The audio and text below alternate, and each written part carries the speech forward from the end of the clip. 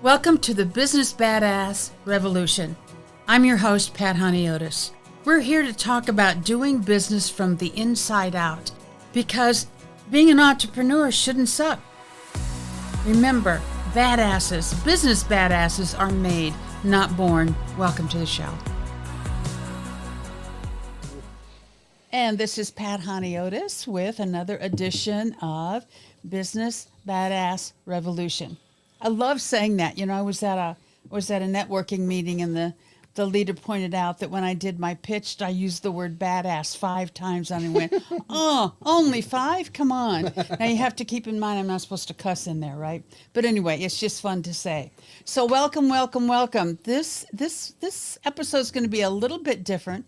We've gathered some questions that people have, and so I thought this might be a good time to get clear on some things. I'll also be readily and willing to admit that I'm responding to a person in front of me than just talking to y'all through a camera. So my producer, Mr. Trent, is here today. And so we're going to kind of co-host this one, and he's going to refer to the questions that we received. And let's just take it from there and jump in, Trent. Yeah. All right. So I call this a mailbag episode. All right. That's a good one. Shout out to the 2 Bottles Deep guys. They kind of coined this phrase, and I've always been a huge fan of this concept, you know, having people reach out and just give some feedback. Yes. And also just ask some questions for the host. So mailbag episode number 1 of Business Badass Revolution. I'm pumped for it. So I mean, we got a couple of kind of generic ones that we've kind of covered some, but I feel like it kind of lays the foundation more for this episode and just for the podcast in general. But one person did ask, what exactly is business from the inside out? What would you say to that? I would say that we probably could spend a week in a retreat going through all of that. However, to put it very simply, business from the inside out is a different point of view. No, let me take that back. Okay. Business from the inside out is an additional point of view from normal business coaching, right. Which means, you know, some people think that, you know, I'm saying boo-hoo to quotes normal business coaching. Oh, hell no, we need those. Yeah, we need the strategies. We need that. What this does, though, is adds another element to it. Right. And that element is looking business from the inside out, looking at your innards, how you're wired, what your beliefs are, what your wounds are, and how that affects your business. Right. You can go a long way in business sometimes with just regular strategy and that kind of stuff. But I will tell you, there comes a time when you know your wiring and what you're up to, that is imperative that we talk about. Yeah, that's so true, because I feel like anybody that's been on any type of entrepreneurial journey has those wound-driven beliefs. Yes. And limited beliefs. I feel like that's one of the biggest, you know, hurdles in entrepreneurship as a whole. And that's kind of a good segue. Just this was another question someone sent. You've talked a lot about like really personal questions, problems at birth, issues at certain ages. I know we've covered that with our work one-on-one. Why is that so important for your business? Because they affect your business whether you understand how or not. So, for example, all right, we'll just start here and we'll get some people going. Is when you were born or when your mother was carrying you, was there any kind of a problem? And many times I'll get, what does that have to do with my business? Well, it can be the beginning of habits like procrastination, claustrophobia. And if you can understand where it started and what you told yourself about it at that point in time, you can unravel that when you face it in business. Now, I'm not going to just snap my fingers and say, now you got it. But it's the beginning of an understanding of a wound that you had, or at least an issue that you had, that you now can use to your advantage. So all that past stuff got you where you are today. So let's use it to our advantage. Let's turn it around so that here's the other. I'm not saying it's all negative. It's not. Right. But when you can understand where it comes from and how you've used it against yourself, now we can turn it around and you can use it to your advantage. And that's just flat out cool. Right. What are some examples of those? I had a gentleman who resisted an advancement in his company because they put him, he'd be moved into a corner office. And he was so claustrophobic, he couldn't stand it. So he would say, no, I want to go back to, he literally went back to his old job, which sounds silly to me and to you probably, but he couldn't handle it. And he didn't know why. It made no sense. Well, believe it or not, that started back at birth when it was difficult for him to be born. So he was stuck in this enclosed space, didn't feel safe. That was the beginning of it. When he was in school as a very young guy, he got locked in a bathroom that was very closed in. So anything that felt closed in to him and that he couldn't get out of readily, it felt really dangerous to him and not okay. He couldn't function. Wow. Now, here's the thing. Once we talked about that and discovered those things and took him through some things around it, he now is in the corner office, by the way. There you go. Yeah, Man, that's it powerful. makes a difference. That's powerful. Man, that's awesome. That's really cool. So what else we got here? Someone said subconscious means we're not aware of them. So how does that help my business? I guess we kind of covered that, but We kind of covered it, but what we do is we bring it to awareness. that's right. Okay, and specifically, I know how to do that. I imagine there might be some other people out there that do. But yeah, awareness is always the first step. When you have awareness, it gives you choice. So there are techniques in that you can use to make them conscious. If they stay subconscious, they aren't any use. Right. That's easy. That's pretty straightforward there. Yep. So another person asked, how can I figure out if my subconscious beliefs are sabotaging my business growth? Oh boy, take it away. You can do a certain extent on your own. As far as finding out exactly what it is, you really need to work with somebody because we can't see our own stuff. I have a coach. You have a coach. And we do this for a living. So it's the same thing. But here's some cues. Look for things that you've worked on, but you haven't necessarily been able to solve, such as procrastination. I've read the books. I've been in groups. I still procrastinate. Overwhelm, if you find yourself in overwhelm and have tried all the tricks, making the list, everything's, if you're doing all the stuff that you've been told to do and it's just not working, probably, more than likely, 100%, there's a wound-driven belief behind it that you're not aware of. And you can't solve it if you don't know what it is. Right. And how do you help people work through that?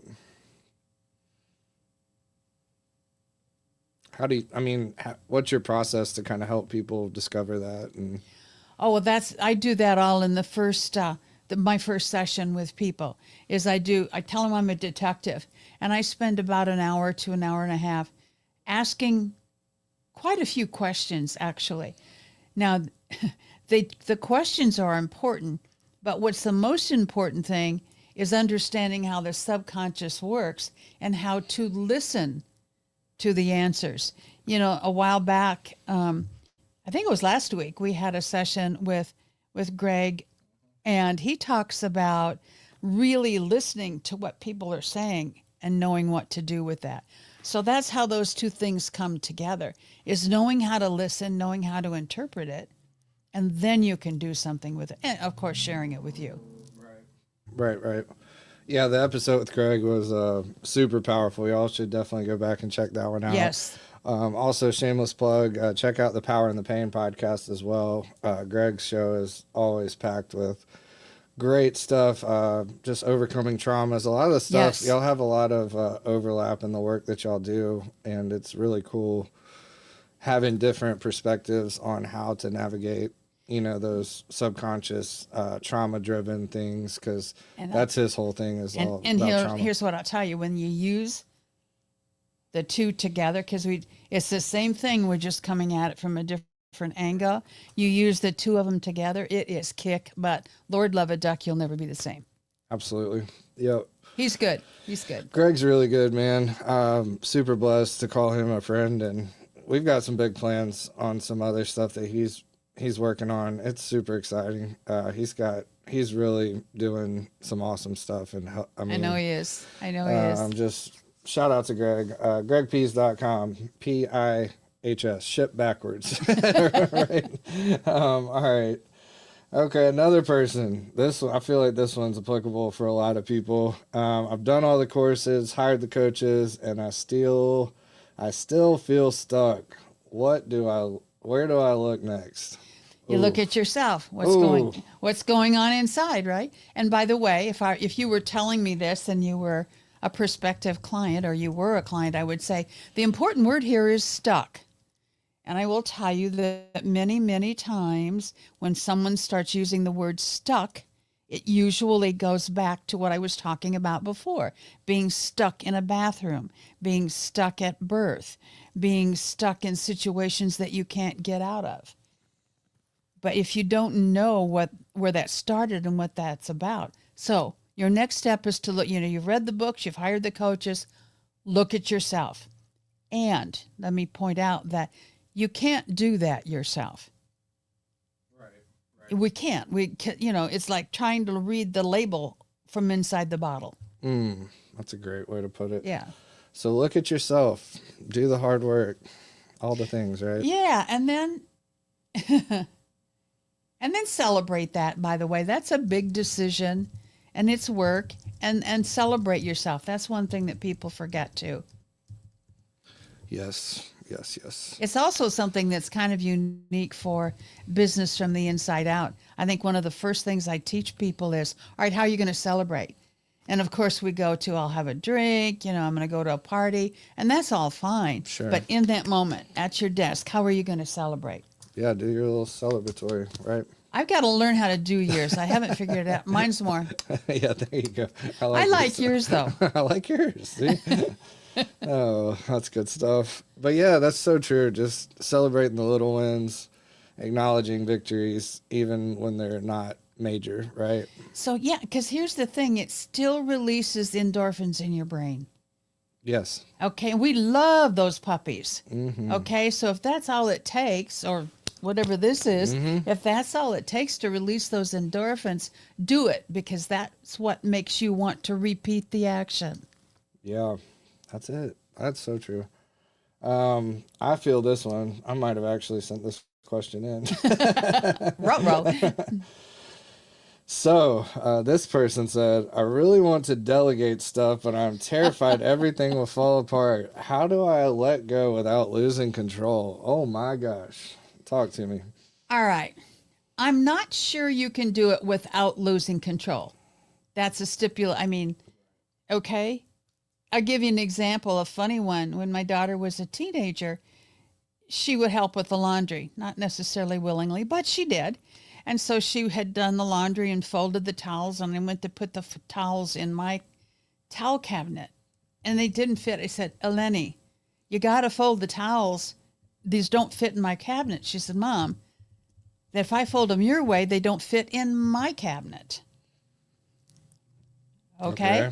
So it's about, I lost myself in that story. Where am I going back to, Trent?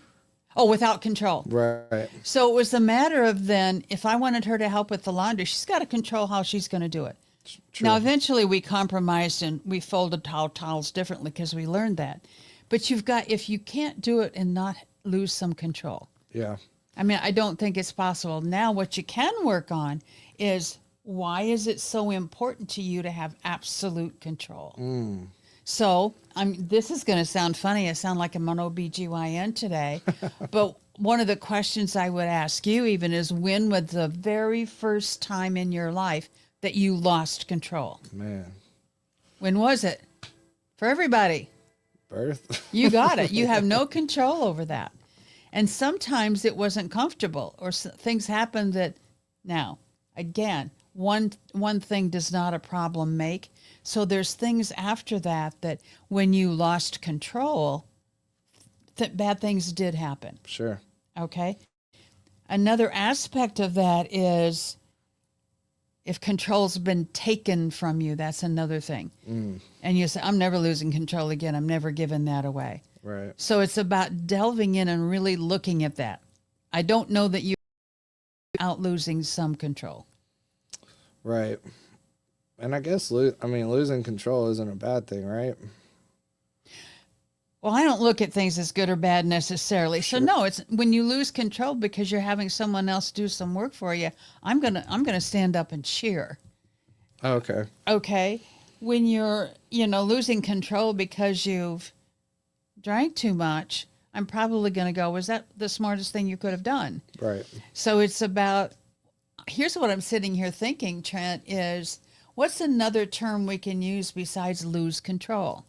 That would, because when we think of lose control, we all kind of go like this, right?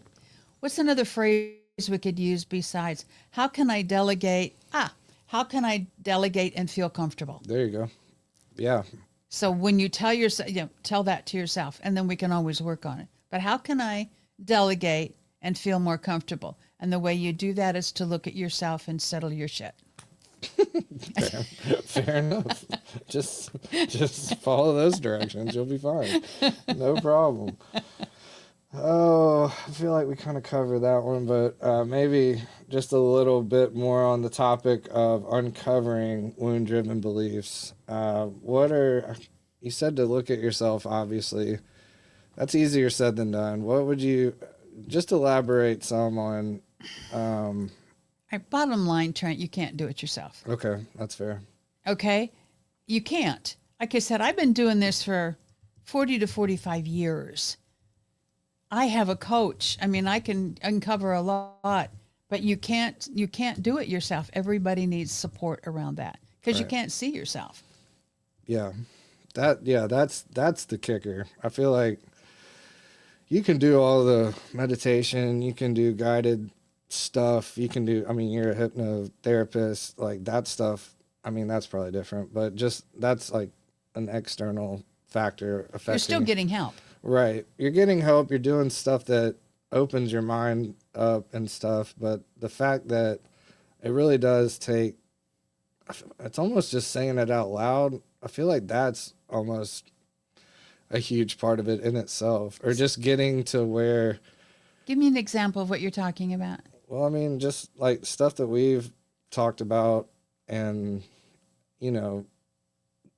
stuff that I've known about myself. Yes. And then when we've had our conversations and talked and you like really say it, you're like, this is what's really happening. You're sugarcoating it. You're deflecting. You're doing a lot of things. People are really good at BSing themselves. Yeah. So I feel like just getting it out, like actually audibly hearing it, whether it's from you or someone else. Right. Obviously audio is a big part of my life, and I've always thought that was kind of like one of the biggest things about this whole entire podcasting thing is just strictly being in someone's ear versus visually, all the other distractions that might be going on. But if you can just audibly be in someone's ear, it's a powerful thing. That's powerful if that's the way you're built. Sure. Okay? Because if I had to stick with audio, I would be the dumbest person on earth. I have to see it to get it. So even when I'm listening to a podcast, I get the transcript so I can follow along because I'm primarily visual. So here's the thing, and by the way, you can figure this one out. What is your primary learning mode? Auditory, visual, kinesthetic. Now we all have all of them, but what's the one that's really going to get through to you? For you, it's auditory. For me, it's visual. Right. Some people are totally kinesthetic, which means they have to feel it. They have to put it together. So that's something you can find out about yourself today. How do I learn best? And then do that on purpose. Right. Yeah, I feel like people do have a pretty good understanding of that. So like that, maybe we could talk about that just a little. Like if you are, like you said, you're more visual, you're more like how or just what are some exercises even outside of coaching, or what are some things that you could provide folks with those different types of learning styles? I used to teach, and I always loved to have student teachers. Other people hated them. I loved them because I figured not only did I influence my students, I influenced theirs. And when they came to class and they would, teach the class, and I would support them, when they gave me their lesson plan, that everything they taught had to be taught 3 times. One in auditory, one visual, and one kinesthetic. So you've been doing that your whole career. For a long time. That's awesome. And so that's a way you can support yourself around it. Like I said, if you were to send me when I just listen to a podcast, for example, I have Jazz, my assistant, get me a manuscript, and I'll watch, and then I'll read the manuscript along with. There you go. So that's one thing you can do. That's good. If you're primarily auditory, I don't know how to. Well, here's something you could do. Get the script and read it out loud to yourself, or read it out loud. Or if it's a printed word and you're going, I don't get this, let me just go on your phone and record it and then play it back. That's good. I hate auditory books. Really? I cannot, I can't get it. Do it. Okay. But if I can read that, anyway, you're getting the idea Right. here. The one that presents challenges and did for my student teachers was the kinesthetic. Because they have to feel it, not only inside, but they have to get their hands on it. You know what I'm saying? Sure. So, if I'm going to teach you to put a bicycle together, I'm just going to tell you how to do it. I'm visual. I'm going to read the instructions. And if it's someone that's kinesthetic, what we're going to do is give them the bicycle and let's put our hands on it. Right. That's good stuff.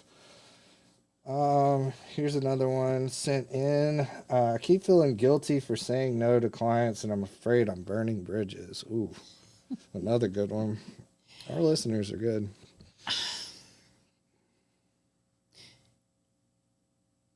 There's so many ways I can go with this. Saying no doesn't necessarily burn a bridge. Number one, it might with some people, and for me that would be, well, that just means they're not my person. Okay. Now, if you're being snarky about it, I said no. I mean, that's another thing. So there's that. It doesn't necessarily burn a bridge. If it does, and you've handled it the best way you can, they're probably not your person. Right. The other thing is you get to decide whether you're going to feel guilty about it or not. Right. Okay. If you're a people pleaser, of course you're going to feel guilty. And then we go back to, that's another whole historical thing, right? The whole thing is about taking care of you. And yes, that sounds self-centered, and that's okay with me. That's very different than selfish, okay? Right. When you're centered on self, you're taking care of you so you can take care of other people. Boom. And that's probably, here's the thing, Trent. We're taught not to say no from the day we were born. Okay, well, you give the toy to your sister. She's just little and she doesn't understand. You don't feel that way. You don't really hate that kid. Right. Okay, so you're taught to never say no. What do you mean you're not going to mow grandma's grass? Of course you're going to mow it. Right. Or whatever it is. Sure. All right, is we're taught to be polite and kind, and we can do that and still say no. But we do have that history behind us. Yeah. Man, that's good. That's really good. Yeah, the whole people-pleasing thing. You want to dive into that a little? Oh, yeah. That's the need to be liked. Okay? He's retired now, but I knew this guy was amazing. He built his whole career on people-pleasing and how to overcome it. And he worked with managers and that in corporate, all right? And it's a matter of, you can't always be a nice guy. And it boils down to you. Again, all of this kind of stuff comes back to you, is you have a desperate need to be liked. Now, we can go back and do a whole history on that too. Of course, we want to be liked and accepted, okay? But when you get to that point, it's beyond healthy. Right. Yep.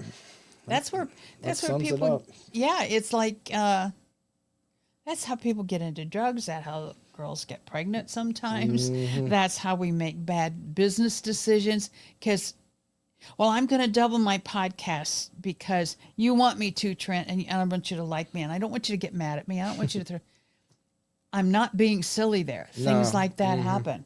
Yes, it does. Or yes, they do, for sure. Man, that's some good stuff. Another one, this one also hits home with me. I hear people talk about fear of success. Is that even a thing? I think it's silly. It is absolutely a thing. Yes, it is. And it may be silly to some people. It makes complete and total sense to me.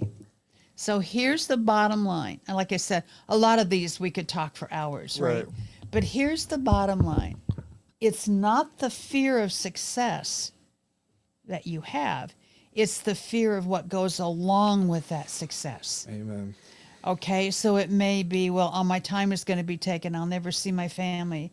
It can be that makes me a target, and people are going to, come after me and try and take me out.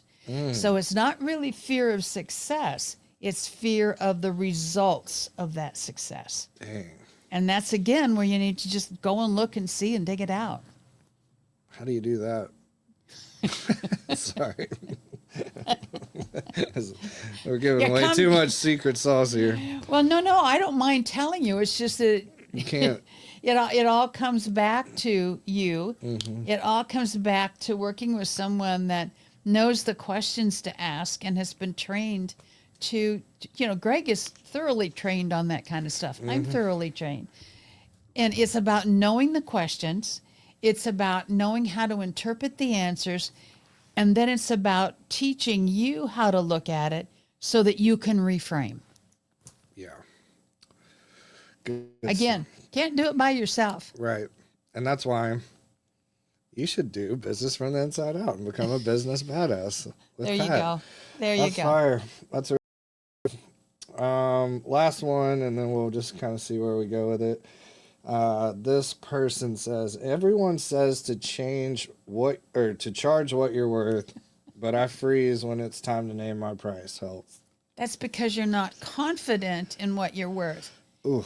And on a conscious level, I'm confident. I know I'm valuable. Oh, horse pucky. Horse pucky. Okay. The thing is if you're not charged, it comes down to a self-worth issue.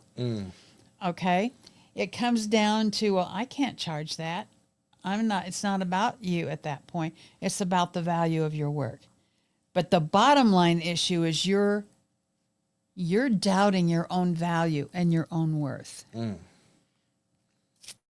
And so it's really hard to put a price on that anyway. The intellectual outside part goes, okay, all other business coaches cost $25 an hour, so I should charge $25 an hour. No, not necessarily. It comes down to, now, yes, check the market out and don't price yourself out that way. But it still comes down to self-worth. What's my value? My bottom line answer to that is God doesn't make crap. Okay, so bottom line, you already have value and worth just because you are. Now, I've had people come unglued when they say that, but it's the truth. You're valuable because you are. Now, that doesn't mean that you don't have some things you can work on or that kind of thing, but yeah, there's innate value there. Dang, that's when good. You add that to the value of your work. The work that I do changes people's lives. That's pretty darn valuable. Absolutely. The work that you do is to spread the positive. Dang, dude. Okay. That's positive. That's valuable. There's some value there. Yeah. Amen. That's fire. This has been really cool. I get stuff from every time we talk, but this one's been really good. I feel like I love it when it's from outside, outside the circle, so to speak. So people are tuning in. People are getting stuff out of this show. I knew they would, and I was super fired up about this for a long time. And it's just getting started. Episode 6, I think 6 is tomorrow. 6 or 7, I don't remember. Whatever. Yeah, what the most exciting one was for me? I know I interrupted you. No, you're fine. Was I got a note on Facebook from a young lady in a different country. That's so sick. And said, I love your show. It's so useful to me. And I'm going, and our cultures are different. I thought, of course, I just said, thank you. I'm not going to go into all of that. But it was like, wow. So what that tells me is these beliefs or these things that we're working with are universal. Yes. And that's pretty cool. Absolutely. That's amazing. I love it. That's so cool. Well, be sure to stay tuned, do all the things to support the show. We're always looking for guests. We're always looking for contributors. Yes. All the things to keep the show moving. And if you find value, share it with a friend. Leave us a 5-star review. Those things help more than people realize. And yeah, just stay tuned. This is just getting started. This is, I tell Pat all the time, this is bigger than us, you know, like it's, I know we've had our mutual coaching sessions on, or I don't even know what you call it. Going back and forth on what really matters when it comes down to this stuff. And that message that you got is what really fuels the fire, in my opinion. And I know there's a lot of people out there. And my mom sent me several messages about the show, and good. Yeah, so she's a fan. Shout out to Mom. She's always always tuning in to most anything I put out. So or we put out, and I really think that this is it's special. Like, it's really special, and there's stuff that's happening already 6 episodes in, which is rare. First of all, that's rare. I will say that. Wow. Okay. And it's just really cool, and I'm super proud of you. I think you need to toot your horn because you put a lot of effort into this, and you built a nice little team around it. And if we could replicate this for every show, it would be amazing. Well, we're going to talk about that. Yeah, Chad. we got a time coming up. We're going to talk about that. Yeah, but it's really awesome, y'all. Thank you to Pat. Thank you for. Keep sending questions in, feedback, anything that you want to share that we can share with share on air. You can call in. We can get really creative with this. If you want to share a story, if you want to share something that you've gotten from the episode, we are very capable of getting you on and letting you share that with our audience, and just getting that off your chest, as we've already kind of said. I get it. That's awesome. Said that there's a lot of power in just sharing your story, obviously. So just getting that out there and getting it off your chest can be a big thing as well. So I feel like that's a good place to wrap this one up. It's a good place to wrap it up, because I have to say one more time, love a duck. Lord love a duck. Love a duck. We have another session under our belt. We did it. We'll see you next week, huh? Yes, ma'am. Bye. Thank you for listening to another episode of Business Badass Revolution. Remember, as you're walking through your work week, being an entrepreneur shouldn't suck. Remember to like, share, follow, and subscribe. And oh, by the way, leave us a 5-star review. See you next time.